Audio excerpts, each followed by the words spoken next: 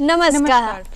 चहकती महकती प्यारी सी सुबह में डीडी बिहार के बिहार बिहान के इस अंक में मैं अर्पिता और मैं दिव्या आप सभी दर्शकों का बहुत बहुत हम स्वागत करते हैं। दर्शकों, सुबह सवेरे सूर्य अंधकार को हराकर आ गया है और आपके लिए पैगाम लाया है कि उठिए, जागिए और अपनी मंजिल की ओर बढ़िए। जी हाँ दर्शकों, हमें सुबह सुबह मोटिवेट होने की बहुत ज़रूरत पड़ती है और इसके लिए सबसे पहले अपने चेहरे पर एक मीठी सी प्यारी सी मुस्कान ज़रूर लेकर आइए। क्यों दिव्या?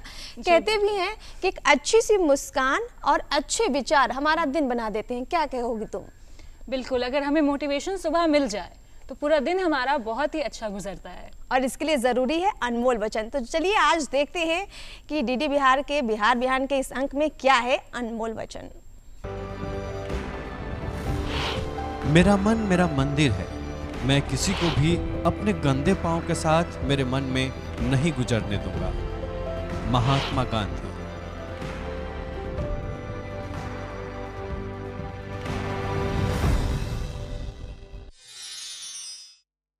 दर्शकों, कहते हैं कि हमारा जीवन भी एक रंगमंच है और इस रंगमंच में हम बहुत सारे भावों को जीते हैं। कभी खुशी होती है तो कभी गम का भी सामना करना पड़ता है और रंगमंच में कितना लोगों का इंटरेस्ट है आज के दौर में, इसको हम समझेंगे। क्यों दिव्या, तुम क्या कहती हो? रंगमंच में तुम्हारी कितनी दिलचस्पी है, ज़रूर बताओ। बेसिकली मैं रंगमंच में तो नहीं हूँ, लेकिन मैं डांसर रह चुकी हूँ, क्योंकि भाव भंगिमा को हम जो स्टेज पर परफॉर्म करते हैं उसके जरिए हम अपने सारे इमोशंस को दिखाते हैं, अपने पूरे इमोशंस को दर्शकों के सामने परोस देते हैं, जिस कारण से रंगमंच और भाव भंगिमा मेरे लिए बहुत ही मायने रखता है। बिल्कुल, तो रंगमंच के बारे में हम थोड़ा और समझेंगे क्योंकि ये एक ऐसी विधा है जो सजीव यानी लाइव प्रसारण देती है, हमारे अपने मन के भावों को दर्शाती है और मोटिवेट भी करती है कि हम अपने जीवन को एक तस्वीर के रूप में पेश कर देती है, हमारी नज़रों के सामने है। और इसीलिए हमने बिहार बिहान के इस अंक में खास मेहमान को बुलाया, आपका उनसे परिचय करवाते हैं। जी हाँ, हमारे साथ हैं हरिशंकर रवि जी, नाट्य निर्देशक हैं। आपका बहुत बहुत स्वागत है बिहार बिहान के इस अंक में। शुक्रिया अर्पिता। बिल्कुल, तो सबसे पहले मेरा आपसे सवाल यही रहेगा कि टेक्निकल रूप से अगर हम समझें तो हमारे लिए है कि एक मंच सजा है और उसमें कुछ कलाकार प्रस्तुतियां दे रहे हैं। आपकी नज़र में टेक्निकल रूप से अगर हम देखें तो रंगमंच क्या विधा है? बहुत अच्छा सवाल है जी। बहुत सीधा भी है और बहुत मुश्किल भी है। अच्छा। सीधा इसलिए कि रंगमंच जो है सभी विधाओं का इसमें समावेश है। इसमें साहित्य, संगीत, जैसा कि दिव्या ने अभी कहा कि नृत्य, ये क्लासिकल फॉर्म में ये ट्रेंड है, तो सभी विधाओं का रंगमंच में समावेश है, जिसमें आप क्या कहते हैं अपनी लोक कलाएं या फिर क्या कहते हैं कि क्लासिकल फॉर्म्स जो हैं सारे, जो या सेमी क्लासिकल फॉर्म्स है, क्लासिकल फॉर्म में कथकली, कृष्णयाट्टम, मोहिनीयाट्टम, आपका क्या कहते हैं कुडियाट्टम, तो हम कह सकते हैं कि सभी विधाओं का समावेश है, जिसमें जीवन की जो घटनाएं हैं, जो सामाजिक मुद्दे हैं, उसको जीवंतता के साथ, अभी आपने जीवंतता की बात की, लाइवनेस की बात की, तो रंगमंच ही वो माध्यम है जिसमें हम सभी विधाओं को, सभी कलाओं को समावेशित करते हैं और उसको दर्शकों के सामने जीवंतता के साथ प्रस्तुत करते हैं। क्यों दिव्या, तुमको क्या लगता है? तुम्हारा कोई सवाल है? क्योंकि तुम्हारा इंटरेस्ट तुम बता रही हो लगातार है, तो मैं चाहूंगी तुम अगला सवाल लो। सर, मैं पूछना चाहती हूँ कि अगर आप किसी भी नाटक को डायरेक्ट करते हैं तो क्या कुछ कदम उठाते हैं, क्या कुछ प्रोसेस अप्लाई करते हैं जिससे उस नाटक को कंप्लीट स्टेज पर उतारा जा सके? अच्छा, बिल्कुल बिल्कुल अच्छा सवाल है। प्रोसेस के बारे में जानना चाह रही हैं आप? जी। मैं, हर निर्देशक का अपना अपना व्यक्तिगत प्रोसेस है, तरीका है किसी आर्ट को गढ़ने में, किसी क्रिएटिव चीज़ को बनाने में, किसी नाटक को तैयार करने के लिए। तो मेरा जो प्रोसेस है, मैं एज ए डायरेक्टर सबसे पहले स्क्रिप्ट का चयन करता हूँ। मेरे लिए कंटेंट बहुत ज़रूरी हो जाता है। मैं कंटेंट को सबसे पहले रखता हूँ, प्रायोरिटी में रखता हूँ कंटेंट। तो मेरे लिए कंटेंट बहुत ज़रूरी हो जाता है। मैं कंटेंट सेलेक्ट करता हूँ, यानी स्क्रिप्ट सेलेक्ट करता हूँ पहले मैं। वो स्क्रिप्ट जिसमें जो स्क्रिप्ट कहीं ना कहीं कोई बात कहे, मुझे कुछ हंट करे, मुझे कुछ ऐसे मुझे कुछ ये आकर्षित करे, उद्वेलित करे कि समाज के लिए कुछ कहना है, समाज में जो घट रहे घटनाएं हैं जी, उसको मुझे अपने स्क्रिप्ट के माध्यम से, अपने कंटेंट के माध्यम से कहना होता है। तो मैं पहले स्क्रिप्ट का चयन करता हूँ, देन स्क्रिप्ट के अकॉर्डिंग अभिनेताओं का चयन करता हूँ। जैसे अगर मेरे किसी नाटक में कोई ऐसे चरित्र हैं जो स्पेसिफिक चरित्र हैं, तो मुझे वैसे ही अभिनेताओं को मैं ढूंढता हूँ स्पेशली जा कर के कि इस चरित्र के लिए ये अभिनेता फिट है, इस कंटेंट के लिए ये अभिनेता फिट है, इस फॉर्म के लिए, जिस फॉर्म में मैं नाटक करता हूँ तो उस फॉर्म के लिए ये अभिनेता फिट है। अगर कोई क्लासिकल फॉर्म में हम कोई नाटक कर रहे हैं तो निसंदेह हम वैसे क्लासिकल करने वाले लोगों को हम अप्रोच करते हैं, तो उसको मैं ढूंढता हूँ, उसको सेलेक्ट करता हूँ। देन हमारा इम्प्रोवाइजेशन का तरीका होता है, हम 45 दिन का हमारा एक प्रोसेस होता है जिसमें हम अभिनेताओं को अलग अलग एक्सरसाइजेज देते हैं, जिसमें वॉइस एक्सरसाइजेज है, जो अभिनेता का पर्सनल एक्सरसाइजेज है, अभिनेता की तैयारी का एक्सरसाइज है जिसमें वॉइस एक्सरसाइज है, उसके बॉडी का एक्सरसाइज है, उसके माइंड का एक्सरसाइज है। देन है कि कंटेंट के समझने के लिए जो समझ विकसित करने की ज़रूरत है, ऐसी चीज़ें हैं। तो ऐसे एक्सरसाइजेज को हम अभिनेताओं को देते हैं और उसके थ्रू हम छोटे छोटे सीन तैयार करते हैं। फॉर्म की ज़रूरत होती है तो कुछ फॉर्म्स को लाते हैं हम, और देन है कि उसको हम मंच तक ले जाते हैं, ऑडियंस तक ले जाते हैं। आपने कंटेंट की बात की तो मैं कंटेंट पर ही आना चाहूँगी। कंटेंट बनाने के लिए आपको बहुत लोगों को पढ़ना होता है, आपने कई साहित्य को पढ़ा होगा, तो आपकी रुचि किस में है? आपने किन लोगों को पढ़ा है और कहाँ से प्रेरणा ली है? पढ़ने के लेकर के तो थिएटर के बहुत सारे, थिएटर के ऑलरेडी मैं राष्ट्रीय नाट्य विद्यालय से हूँ, तो वो बहुत सारे सिलेबस पढ़ने होते हैं, जिसमें मॉडर्न इंडियन ड्रामा है, मॉडर्न इंडियन ड्रामा के जो लेखक है उनको पढ़ते हैं, या फिर है क्लासिकल इंडियन ड्रामा के जो लेखक है उनको पढ़ते हैं, या फिर वेस्टर्न इंडियन ड्रामा, वेस्टर्न ये क्या कहते हैं कि इंडियन ड्रामा के या वर्ल्ड ड्रामा के जो ये हैं नाटककार हैं उनको पढ़ते हैं। तो वर्ल्ड ड्रामा में जब भी हम जाते हैं तो इब्सन मुझे बहुत पसंद है, मैंने उनको पढ़ा है, मेरे पसंदीदा लेखक है हेनरी इब्सन। तो उनको इंडियन राइटरों की हम बात करें तो भारतीय मोहन राकेश है, आपके क्या कहते हैं कि ये है विजय तेंदुलकर है।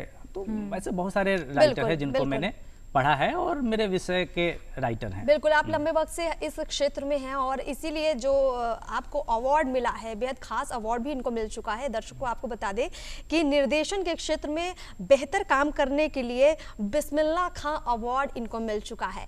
अवार्ड मिला इसका मतलब है कि आपकी कोई सोच बेहतर होगी। अगर हम रंगमंच के बारे में समझना चाहें तो सामाजिक क्षेत्र में एक बेहतर योगदान के लिए क्या भूमिका रहती है? जैसा आपने बताया कि जब आप रंगमंच पे कोई प्रस्तुति तैयार करते हैं तो आप ध्यान रखते हैं कि इसमें कैरेक्टर को कैसे उभारना है। जैसे महिला सशक्तिकरण के लिए अगर आपने कोई प्ले करना है तो आप उस भूमिका को पहले समझते होंगे, यानी एक सामाजिक दायित्व तो भी निभाते हैं आप। तो इसके बारे में थोड़ा बताइए कि रंगमंच हमारे समाज को कितना जागरूक करता है? रंगमंच कहा जाए तो रंगमंच ही है, रंगकर्म है, जो निसंदेह एक सामाजिक जो दायित्व है उसका निर्वहन के लिए भी है। रंगमंच जो सामाजिक मुद्दे हैं उसको हम अपने नाटकों के माध्यम से दर्शकों तक लाते हैं, जिसमें कई सारे अलग अलग मुद्दे हैं। जैसा आपने कहा कि स्त्री का मुद्दा है जिसको आप ये क्या कहते हैं कि रंगमंच पे लाते हैं। चरित्रों का निर्वहन है तो उसमें अभिनेता करता है कि अलग अलग चरित्रों को पर काया प्रवेश करता है, किसी काया में प्रवेश करता है। जैसे अभी आप एंकरिंग कर रही हैं, अभी आप किसी की जब अभिनय करने लगेंगी तो किसी की बीबी होंगी या किसी की बहन बनेंगे या किसी की प्रेमिका होंगी। बिल्कुल। तो जब ये जो प्रक्रिया होता है, ये जो प्रोसेस होता है, उसमें जब अभिनेता या अभिनेत्री किसी दूसरे चरित्र में प्रवेश करता है तो उसके लिए एक प्रोसेस है। हाँ। जिसमें अभिनेता कई बार करता है कि खुद को सिचुएशन में फिट कर देता है, खुद को ढालना पड़ता है, खुद को ढाल देता है। जैसे कि अभी हम लोग यहाँ बैठे हुए हैं, अचानक भूकंप आ जाए तो क्या होगा? भाग जाएंगे हम लोग करेंगे कि अचानक हम भागेंगे, अफरा तफरी मच जाएगी यहाँ पे, या फिर कुछ ऐसा होगा कि हम कुछ बचने की कोशिश करेंगे, या हम स्टफ भी हो जाएंगे। तो ये एक तरीका है। दूसरा है कि कुछ अभिनेता होते हैं जो उनके अपने अनुभव के अनुसार, जितना जिसका अनुभव है, जिसकी जितनी समझ है, जो जितना पढ़ा लिखा अभिनेता है, जो जितना प्रशिक्षित अभिनेता है, उसके अनुरूप सब अभिनेता का अपना अपना व्यक्तिगत तैयारी होता है। तो उसके अनुरूप अभिनेता परकाया प्रवेश करता है, चरित्रों में प्रवेश करता है, जिसमें बहुत सारे मेथड है। कई बार अभिनेता करता है इमेजिनेशन के थ्रू, वो करता है कि किसी चरित्र को गढ़ता है, जिसमें उसकी हाइट को देखता है अभिनेता, उस चरित्र की हाइट क्या है, उसकी आंखें कैसी है, उसकी भौहें कैसी है, उसके बाल कैसे हैं, उसका वजन कितना है, उसके कमर कितने हैं, उसके ये क्या कहते हैं कि उस हिस्ट्री में जाते हैं तो उसके कौन कौन से रिलेशन हैं, उसके परिवार में कितने लोग हैं। बारीकी को कहीं ना कहीं समझना पड़ता है कि इसको सजीव अगर हमें दिखाना है, बनाना है, जी, जी, तो उसकी छोटी छोटी चीज को नोटिस बारीकियों को देखना पड़ता है, तभी वो उतना बेहतर प्रसारण कर पाएगा मंच पर। बिल्कुल। और दिव्या, हम चाहेंगे कि आप कह रही हैं, थोड़ी देर पहले आप बता रही थी कि इसके बारे में आप और समझना चाह रही हैं रंगमंच के बारे में, तो जरूर हम चाहेंगे कि आप पूछिए क्या है आपके दिल में। सर, मैं बस ये पूछना चाहती हूँ कि आप निर्देशक हैं, तो आपने बहुत सारे नाटक को निर्देशित किया होगा, डायरेक्ट किया होगा, तो आप अपनी कुछ एक्सपीरियंस शेयर कीजिए हमारे सामने कि आपने कौन से नाटक को डायरेक्ट किया है, इसमें से आपकी सबसे पसंदीदा कौन सी है और वो किस टॉपिक पर है और आपने कहाँ से प्रेरणा ली थी? नाटक तो मैंने बहुत सारे निर्देशित किए हैं, जिसमें सिपाही की माँ से लेकर के आपको क्या कहते हैं कि एक हसीना 5 दीवाने तक से लेकर के आपके अभी हाल के दिनों में मैंने ख्वाहिश गली किया था। उसके बाद मैंने अभी डॉक्टर तुलसीराम की ऑटोबायोग्राफी की थी मैंने हाल के दिनों में, मुर्दहिया नाम से। उसको मैं बहुत अपने करीब मानता हूँ, या उसको वो मेरा पसंदीदा कह सकते हैं कि अब तक के कामों में मेरा पसंदीदा काम है, जिसको लोगों ने बहुत पसंद किया था। उसके बारे में संक्षेप में बताइए, आखिर वो किस स्टोरी पर आधारित थी, क्या था? डॉक्टर तुलसीराम एक प्रोफेसर हुए, ये जेएनयू के। तो जेएनयू के प्रोफेसर थे, उनकी आत्मकथा है मुर्दहिया। कैसे एक छोटे से गांव से निकल के एक दलित आत्मकथा है, पहले देश का पहला कोई ऐसा आत्मकथा है जिसमें कोई दलित अपने वैसा होने में किसी पे आरोप नहीं लगाता है। अगर उसके साथ वैसा हुआ, चीज़ें घटनाएं घटी उसके साथ जीवन के शुरुआती दौर में, जिससे वो बहुत कुछ सीखता है लेखक। चलिए, तो उसको है कि उसको किसी के रूप में किसी के ऊपर आरोपित नहीं करता है, वो अपने आप में एक सक्षम की भूमिका निभाता है, शिक्षा के रूप में लेता है उसे, और वो सीखता है, और जेएनयू के प्रोफेसर, जेएनयू जैसे संस्थान के प्रोफेसर तक बनता है। कोई भी अगर शिक्षित है, किसी भी समाज से है, शिक्षा का जहां आपने जिक्र किया, और मुझे लगता है जो जिसका अभी आप जिक्र कर रहे हैं कि शिक्षा एक ऐसा माध्यम है जो हर समाज को, हर वर्ग को एक पावर देता है, एक कॉन्फिडेंस देता है कि आप अपने आप को किसी से कम ना समझें और आप जीवन में वो सब कुछ कर सकते हैं जो आप करना चाहते हैं। और बिल्कुल अब आपसे हम विदा लेंगे, लेकिन उससे पहले जस्ट छोटा सा सवाल, बस आप इसका जवाब दे दीजिए कि कोई अगर बनना चाहता है, इस फील्ड में आना चाहता है, तो उसको क्या प्रशिक्षण लेना पड़ता है? देखिए, प्रशिक्षण के बहुत सारे माध्यम हैं आज के डेट में। जिस तरह से आज जो डिजिटल युग है, जिसमें आज लोगों के पास बहुत सारे माध्यम हैं, वो टेलीविज़न के माध्यम से सीख लेता है, वो OTT के माध्यम से सीखता है, वो यूट्यूब के माध्यम से जो प्रशिक्षण के कई सारे जो माध्यम हैं, उस माध्यम से वो सीखता है।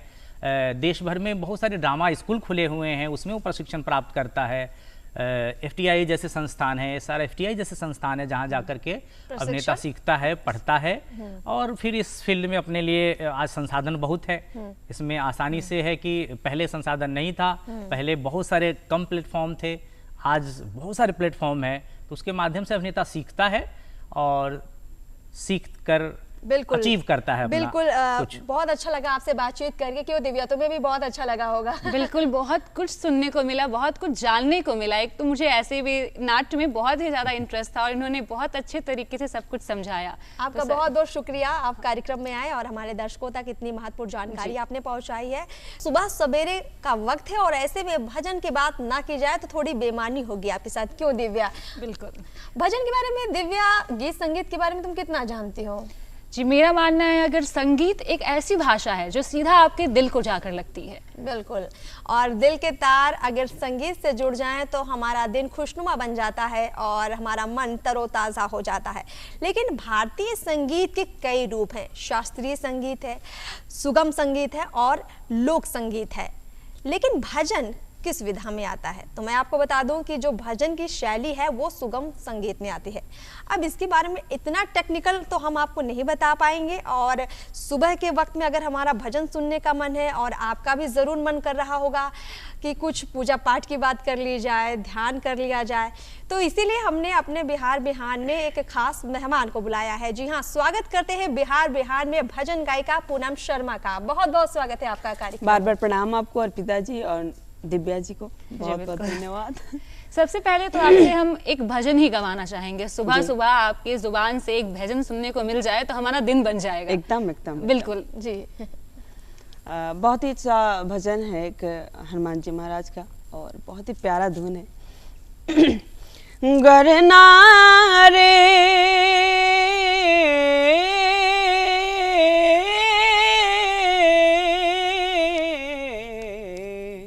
गरना रे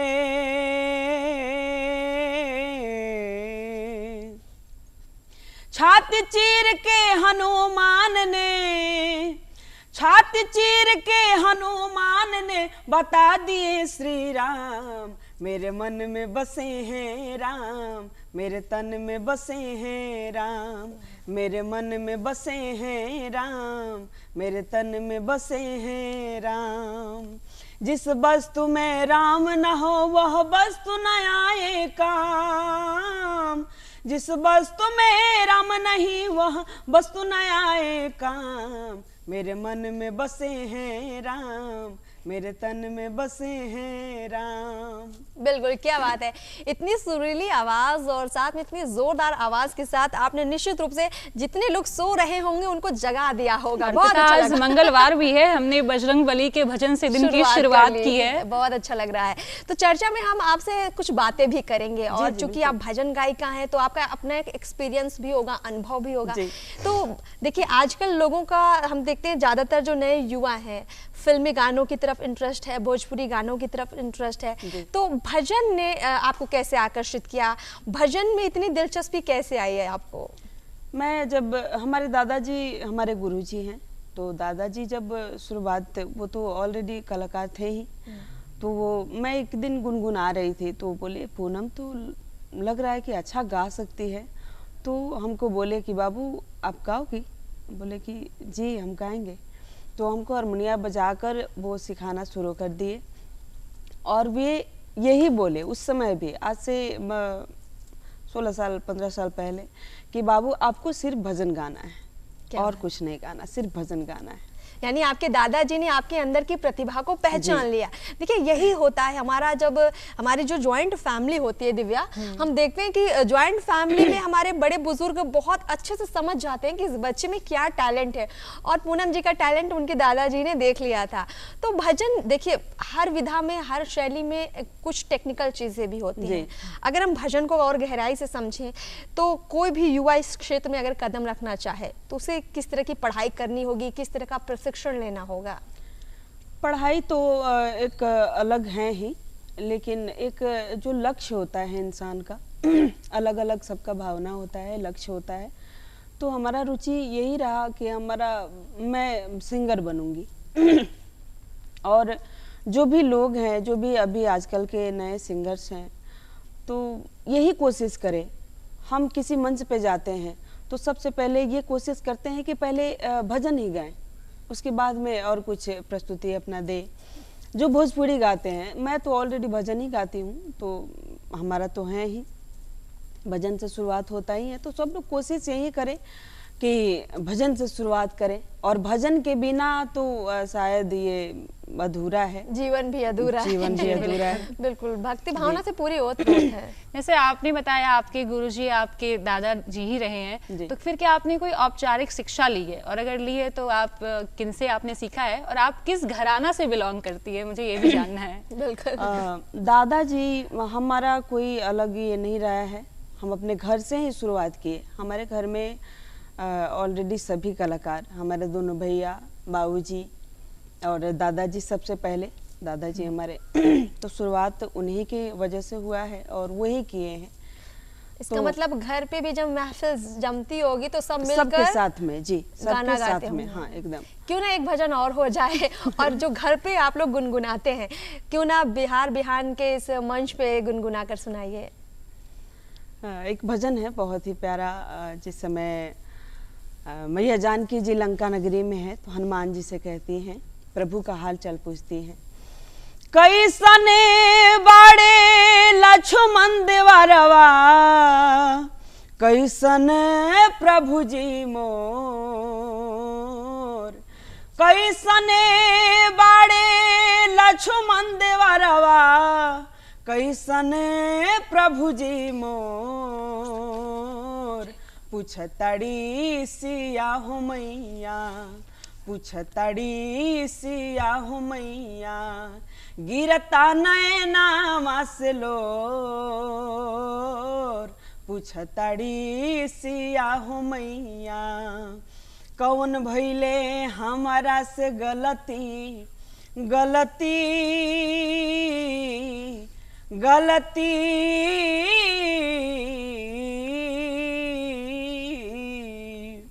कौन भइले हमारा से गलती, लिहले ना सुधिया मोर, रोतड़ी माई जानकी, रोतड़ी माई जानकी, गिरता नैना मसलोर,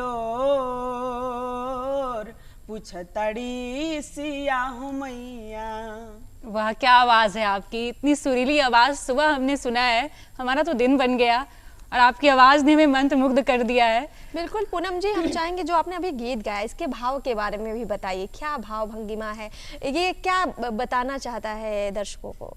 ये जो है, एक तो ये जो मैंने धुन अभी गाया है ये तो पूर्वी हो गया, जैसे शुरुआत हमारे आदरणीय भिखारी ठाकुर जी, गायत्री जी जो स्पेशल इनका रहे हैं, तो ये तो एक पूर्वी हो गया। और ये आ गया भजन में, ये भजन में आ गया जिस समय मैया जानकी जी लंका नगरी में है, उस समय हनुमान जी पहुँचे हैं लंका में, अच्छा, प्रभु का खबर लेकर। तो वही मैया हाल चाल पूछ रही हैं कि हमारे प्रभु जी कैसे हैं और हमारे देवर जी कैसे हैं, मैया रो रो कर पूछती हैं भजन के ही माध्यम से। और ये आ गया आपको श्री सुंदरकांड हम लोग जो पढ़ते हैं तो आराधना हम लोग गाते हैं, तो उसमें आ गया ये भजन, तो सुंदरकांड के ही माध्यम से ये भजन बनाया गया है। बिल्कुल, बहुत अच्छे से आपने अपने गाने के जरिए एक चित्रण किया है जो, और कहीं ना कहीं हम देखते हैं कि भजन के माध्यम से न सिर्फ हम अपने आप को तरोताज़ा महसूस कर पाते हैं, बल्कि हमारे अंदर वो सकारात्मक ऊर्जा भी पैदा होती है। और कहते भी हैं कि अगर जीवन में आपको सफलता पानी है तो उसके लिए सकारात्मक होना बहुत ज़रूरी है, लेकिन जब आप सफलता की ओर कदम बढ़ाते हैं तो संघर्ष भी होता है। कोई भी काम आप करने निकलेंगे तो कठिनाइयाँ भी दिखेंगी। पूनम जी, अगर हम आपकी बात करें, जब आप मंच पर परफॉर्म करती हैं या कोई भी कलाकार जब मंच के में मौजूद होता है तो उसे किस तरह की दिक्कतें आती हैं, किस तरह की परेशानियाँ होती हैं, उन चैलेंजेस को आप कैसे ओवरकम करती हैं, कैसे उनसे बाहर निकलती हैं और एक अच्छा परफॉर्मेंस देती हैं?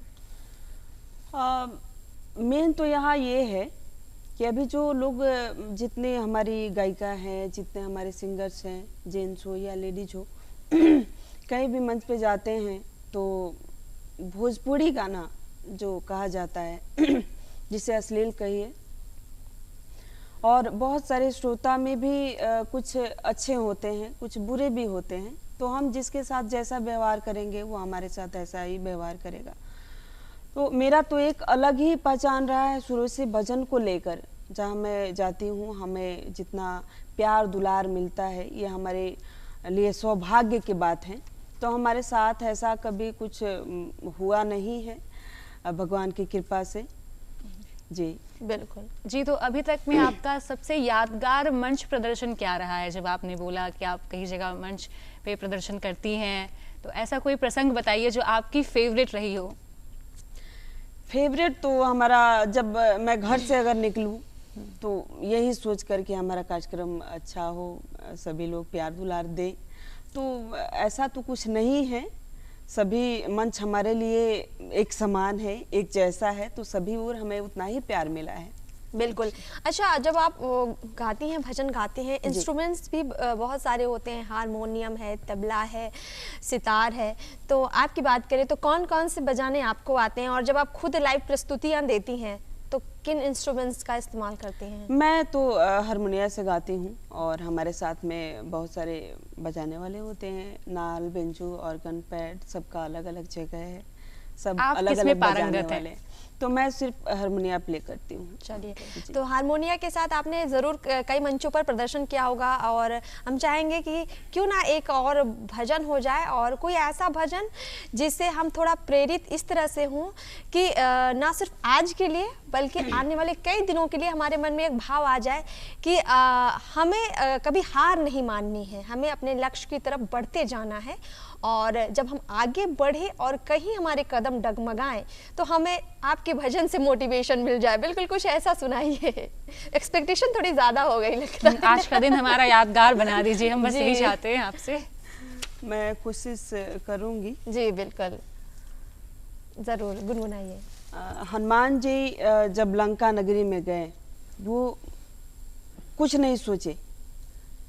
प्रभु जी समझा कर भेजे थे कि तुमको केवल क्या करना है, केवल एक ही काम करना है, माता का पता लगा कर आना है।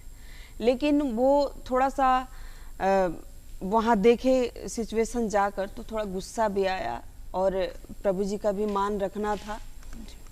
तो वहाँ जाकर प्रभु नाम का झंडा फहराएं, झंडा लहराएं, और प्रभु का नाम रोशन करके आए। तो हमें भी यही सोचना चाहिए, कभी हार नहीं मानना चाहिए। और जैसे लंका में हनुमान जी महाराज प्रवेश किए, तो प्रभु का नाम लेकर, एक होता है सबके पीछे गार्जियन हो या जो भी इंसान कहा जाए, सबके पीछे एक ना एक किसी का हाथ होता है। जैसे हमारे हनुमान जी थे, तो प्रभु के बिना उनका जीवन अधूरा था, प्रभु के नाम के बिना वो कुछ नहीं कर सकते थे। तो लंका नगरी में जब प्रवेश किए तो वो ये गाते हैं कि माता अंजनी के लाल सुबह शाम बोले हैं, माता अंजनी के लाल सुबह शाम बोले हैं, घुस के लंका नगर में राम राम बोले हैं, घुस के लंका नगर में राम राम बोले हैं। दुष्ट रावण की सया में सरेआम बोले हैं, दुष्ट रावण की सभा में सरेआम बोले हैं, हो माता अंजनी के लाल राम राम बोले हैं, माता अंजनी के लाल राम राम बोले हैं। क्या बात है, माता अंजनी के लाल राम राम क्या बोले हैं। बात है, राम राम बोले हैं।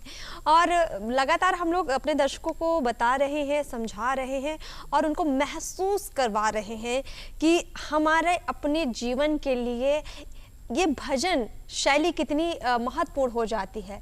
दिव्या, तुम क्या चाहोगी इस बारे में कहना? क्योंकि देखिए, हम लोग जब सुबह उठते हैं और चाहे शाम हो, कोई भी वक्त हो, जब हमारे मन में कोई पीड़ा होती है, कोई दर्द होता है, तो कई बार हम देखते हैं अपने फ़ोन में, पहले ज़माना होता था कि रेडियो में हम चला लेते थे, लेकिन आजकल हम अपने फ़ोन में गीत कोई ना कोई लगा लेते हैं। एकदम एकदम। मैं तो अर्पिता बहुत धार्मिक हूँ। अगर दिन में मेरे साथ कुछ भी बुरा घट जाए तो मैं तुरंत ही एक भजन सुन लेती हूँ।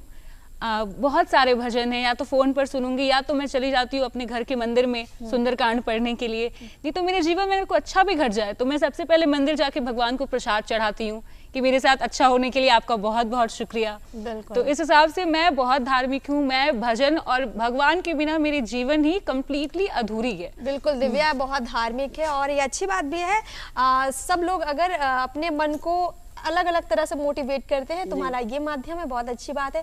पूनम जी, हम आपसे समझना चाहेंगे, जैसे कि हम भजन के बारे में लगातार जो हम आपसे सवाल कर रहे हैं, आप भजन को किस तरह से महसूस करती हैं?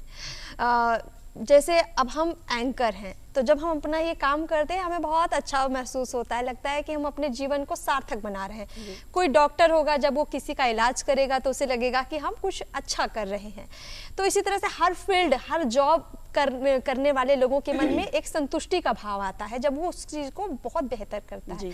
आपके मन में वो भाव कैसे और कब आता है? मैं तो मेरा तो भजन से ही शुरुआत है और भजन पे ही ख़त्म है, सुबह से लेकर शाम तक। और मैं शुरू से ही हनुमान जी का पूजा बहुत ज़्यादा करती हूँ और हमारे घर में भी बहुत लोग, सारे लोग हनुमान आप जी का भजन ही खुद पूजन- लिखती भी हैं? हमारे दादाजी लिखते हैं और भी राइटर लोग देते हैं गाना। तो मैं भजन के बिना हमको लगता है कि मन ही नहीं लगता है। मैं शुरू से ही भजन गाई हूँ। तो अब इस कार्यक्रम के हम अंतिम पड़ाव में एंट्री कर चुके हैं, तो चाहेंगे कि नुपुर शर्मा जी एक बार फिर से अपना एक खास भजन सुना दें और हमारे मन को प्रसन्न कर दें। जी बिल्कुल। हम ये बोलते हैं ना कि भगवान हर जगह है।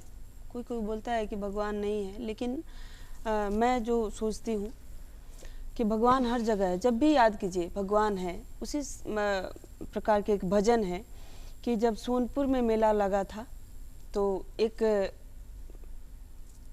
ग्राह पानी के अंदर हाथी को खींच के ले जा रहा है और हाथी का थोड़ा सा सूंड बचा हुआ है, उसी से की बोले तो भगवान कृष्ण बन के आ गए।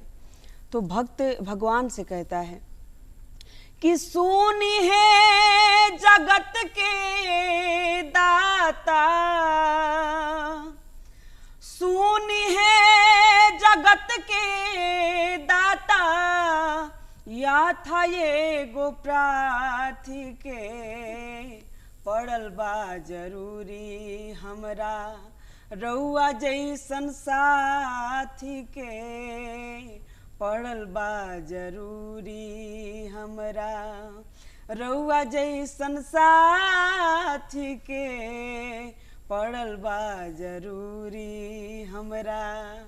बहुत खूबसूरत आवाज़ है आपकी। बिल्कुल। तो बिहार बिहान के अगले सेगमेंट की तरफ बढ़ते हैं। जी हाँ दर्शकों, अब आपको बताते हैं कि आगे क्या कुछ कार्यक्रम आने वाले हैं। तो बिहार बिहान के बाद 9 बजे आप लोग देख पाएंगे न्यू इंडिया कार्यक्रम और 9:30 बजे आप देखेंगे माटी की गूंज और इसके बाद 12 बजे खुला आकाश आप देख पाएंगे। 1:30 बजे उपभोक्ता संरक्षण कार्यक्रम रहेगा। इसके बाद 2 बजे मुजफ्फरपुर दूरदर्शन से लाइव रहेगा महिलाओं पर। दर्शकों, कार्यक्रम में ज़रूरी है कि आप हमारा पता नोट करें ताकि आप हमें अपने जो भी सवाल हो उनको रख पाए। तो हमारा पता नोट कर दिए। कार्यक्रम बिहार बिहान द्वारा, निदेशक डीडी बिहार, दूरदर्शन केंद्र, Patna, Fraser road, pin code है 800001। हमारा ईमेल आईडी है director.ddkpatna@gmail.com। तो कार्यक्रम का वक्त हो गया है आपसे विदा लेने का और बिहार बिहान के सभी दर्शकों को बहुत बहुत शुक्रिया।